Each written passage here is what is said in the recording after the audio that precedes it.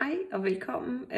Jeg sidder her sammen med en lille sød robot, og den vil jeg gerne fortælle jer om. I dag den skal vi udforske sammen. Den hedder Dash, og det er programmerbar, og for at programmere den, så skal man have noget software, som hedder Blockly. Det der ligesom indgår her, det er den robotten. Så skal man have en iPad eller en tablet, hvor vi skal hente software, men det skal jeg nok vise nærmere om. Så ja, og målgruppen for at inddrage den her i undervisningen, det er børn i alderen 6-12 år.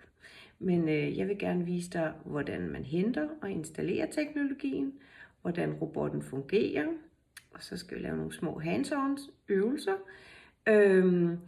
Og så vil jeg gerne komme ind på, hvordan teknologien anvendes i undervisningen, og også hvad er det for nogle kompetencer inden for teknologiforståelse, som eleverne kommer til at arbejde med. Men lad os se nærmere på det. Nu vil jeg vise dig, hvordan du henter softwaret, der hedder Blockly, så vi kan programmere den lille robot Dash. Vi går ind i App Store, hvis det er på en iPad og en tablet, ved jeg ikke lige, hvad det hedder. Men vi søger på Blockly.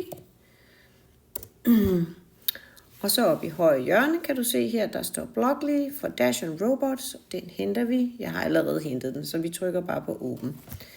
Så kommer vi ind i softwaret. Nu har vi downloadet det. Så skal vi have connected til den lille robot, og jeg har tændt den. Og så trykker vi her på oppe i højre hjørne. Så kan vi se, at den søger efter den robot, jeg har tændt. Og min robot, den hedder Carly J, og de er connected. Så er det på plads. Så nu er softwaret hentet og connected til robotten. Jeg vender tilbage til, hvordan fungerer robotten så.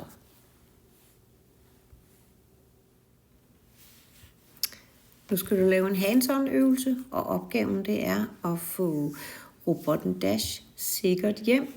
Og det skal du gøre ved at lave en programmering over i Blockly-appen på iPad'en. Nedenfor på billederne her kan du se de mål, der er i centimeter, både i forhold til banen og også nogle mål på den lille robot. Hvis der er noget, der driller over i appen, så kan du få et lille hint ved at scanne den her QR-kode. Så kommer du ind til et billede, som du lige skal klikke på for at få det fulde billede.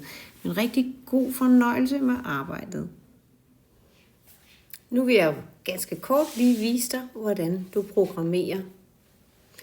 Og vi går ind i My Projects, Create a New, og så kalder vi den bare lige her. Det er sådan, at man programmerer via puslespilsbrikker. Man vælger, der er en startbrik her, så kan man gå ind i Drive, så kan man sige, nu vil vi gerne gå fremad, så kan man ændre på hastighed og hvor langt, men det kan du selv lige lege med. Og så kan man putte en lyd på, for eksempel. Vil vi gerne have, at det skal være en kat, så kan vi sætte den på. Men alt det her, det må du selv lege med. Men din robot skal selvfølgelig, den skal være connected, mens du gør det her. Så, og når du så har programmeret færdig, så skal man sørge for, at ens robot står nede på gulvet. Så kan man trykke start, og så klik play. Så gør robotten det, som du har besluttet, at den skal gøre.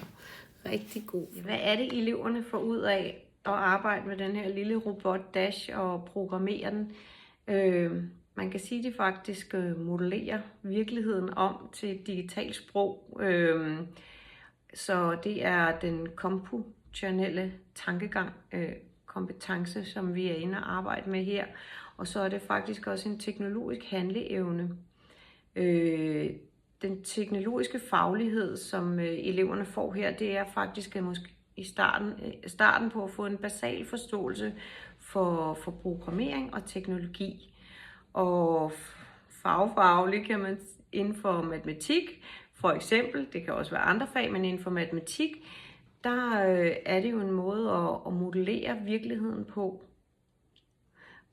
Men rigtig god fornøjelse med arbejdet med robotten Dash, og jeg håber, I får nogle gode forløb ude i jeres klasser.